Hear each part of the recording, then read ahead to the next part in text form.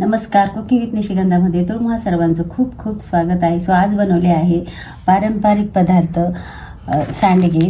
तर हे सांडगे आपण डाळीपासून बनवलेले आहेत. तर हे सांडगे खूप पौष्टिक आहेत, प्रोटीनयुक्त आहेत. तर आपण हे सांडगे कसे बनवले आहेत, तर चला रेसिपीला सुरुवात करूया.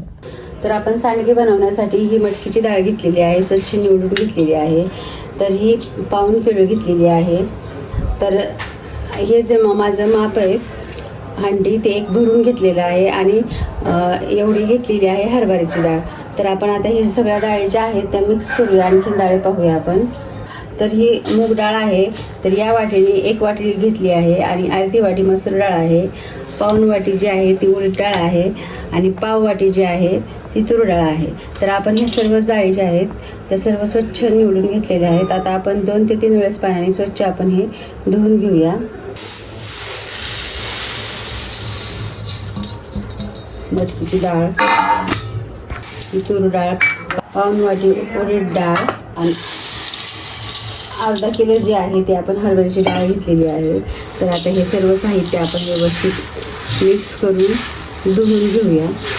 तर आता मी हे पातेल्यात सर्व डाळी ज्या आहेत त्या टाकून घेतल्या आहेत. पाणी घालून हे व्यवस्थित आपण धुवून घेऊया.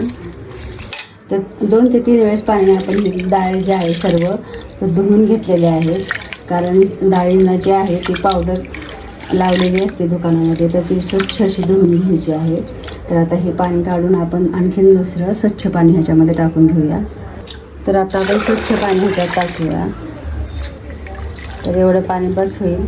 तर पातेलं जे आहे पसरट घ्यायचं आहे. तर आपण ह्याला 4 ते 5 तास भिजवत ठेवायचे. तुम्ही रात्रभरही भिजवू ठेवत, पण जास्तही वेळ नका ठेवू, कारण मग सकाळी हे आंबूस होऊ शकतं. तर आता आपण ह्याच्यावर झाकण ठेवून देऊया. तर आता आपण ह्याच्यावर झाकण ठेवून आपण असंच 4 ते 5 तासासाठी ह्याला भिजवून घेऊया. तर 4 ते 5 तासानंतर आपण ही जी डाळ आहे ती पाण्यातून काढलेली आहे आणि मी ही चाळणी जी आहे ती डाळ आहे काढून घेतलेली आहे आणि ही असं निथळत ठेवली होती. आता आपण ह्याला मिक्सरमधून बारीक ओबडधोबड करून घेऊया. तर आपण हे अशा प्रकारे मिक्सरवरून बारीक करायचं आहे. तर हे पहा, तर पाण्याचा वापर मी अजिबात केलेला नाही. आणि पाणी जर तुम्हाला फारच ड्राय वाटत असेल तर एक चमचा तुम्ही छोटा टाकू शकता. तर मी आणखीन हे थोडंसं आता फिरवून घेते. फार जास्त बारीक नाही करायचं, थोडंसं जाडसर ठेवायचं.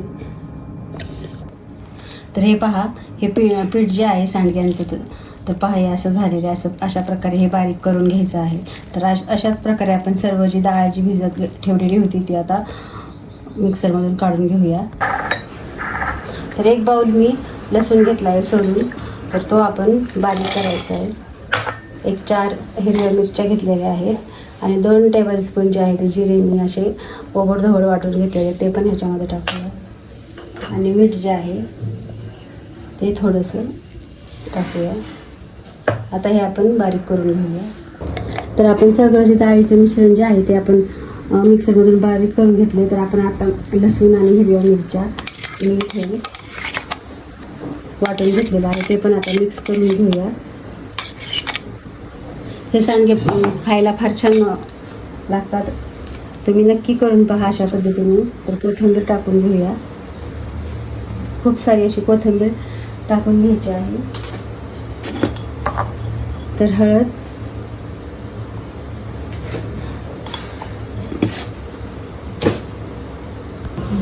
तर लाल मिरचीची पावडर 1-1.5 चमचा टाकते मी, तुम्ही कमी जास्त करू शकता. आणि हे हिंग घेतलेलं आहे मी.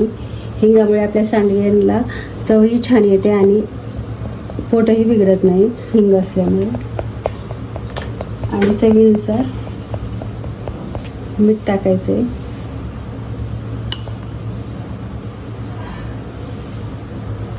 तर आता हे सर्व आपण मिश्रण जे आहे ते सर्व एकजीव करून घेऊया. आपण पाण्याचा जो आहे तो अजिबात वापर केलेला नाही आहे. हे पहा, तर आपलं पीठ छान झालेलं आहे. तर आपण सर्व मिश्रण जे आहे ते मिक्स केलं. तर आता आपण सांडगे करूया. मी पातेल्यात थोडं पाणी घेतलं आहे, थोडंसं पाणी लावायचं आपल्या हाताला, म्हणजे सांडगे जे पटापट पडतात खाली. तर असे आपण छोटे छोटे हे जे सांडगे आहेत ते बनवूया. तर जास्त पाणी नाही घ्यायचं, जास्त पाणी घेतल्यावर सांडगे खराब होऊ शकतात नंतर. तर आपले सांडगे जे आहेत ते पूर्ण झालेले आहेत. तर आपण ह्याला 2 दिवस जे आहे छान असं उन्हात कडकडीत वाळवून घेऊया. तर आपण हे सांडगे जे आहेत ते छान असे 2 दिवस वाळून घेतले आहे. हे पहा. तर तुम्हीही अशाच पद्धतीने करून पहा. खूप छान होतात हे सांडगे आणि हे प्रोटीनयुक्त आहेत. खूप छान ह्याची भाजी होते. तर तुम्हाला हा व्हिडिओ आवडला तर व्हिडिओला लाईक आणि शेअर नक्की करा. तर भेटूया अशाच नवीन रेसिपीसह. तोपर्यंत बाय बाय.